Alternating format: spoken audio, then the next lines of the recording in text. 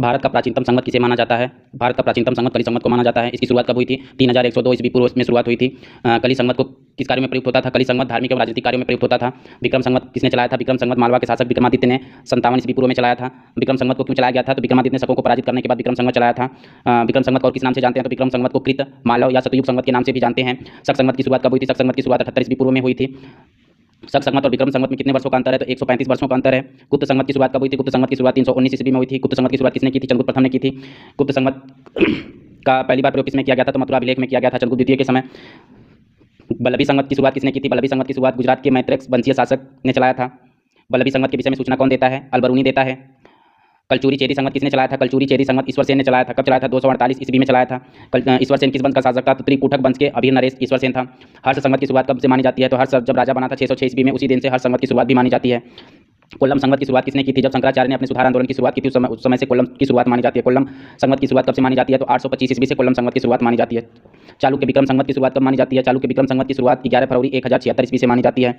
चालुक्य विक्रम संवत की शुरुआत किसने किया था? तो कल्याणी के शासक थे विक्रमादित्य खष्ट ने अपने राज्यारोहण के वर्ष से शुरू किया था। लक्ष्मण संवत किसने चलाया था? तो बंगाल के शासक लक्ष्मण सेन ने लक्ष्मण संवत चलाया था। सिद्ध नामक संवत किसने चलाया था? तो सिद्ध नामक संवत चालुक्य के नरेश जय सिंह सिद्धराज ने चलाया था 1113 से 1114 ईस्वी में। नेवार संवत कहाँ का देखने को मिलता है? तो नेवार संवत नेपाल में देखने को मिलता है। लौकिक संवत कहाँ पे देखने को मिलता है? या सप्तऋषि संवत कहाँ पे देखने को मिलता है? तो यह मध्य कश्मीर में प्रचलित था लौकिक संवत। हिजरी संवत कब माना जाता है? हिजरी संवत की शुरुआत 16 जुलाई 622 ईस्वी से मानी जाती है। किसके समय में? जब पैगंबर साहब ने हिजरत किया था, उस समय मक्का से मदीना गए थे, उस समय को हिजरी संवत के नाम से जाना जाता है। कब हुआ था? 16 जुलाई 622 ईस्वी को। इलाही या फसली संवत की शुरुआत किसने की थी? इलाही और फसली संवत की शुरुआत अकबर ने की थी 1583 ईस्वी में।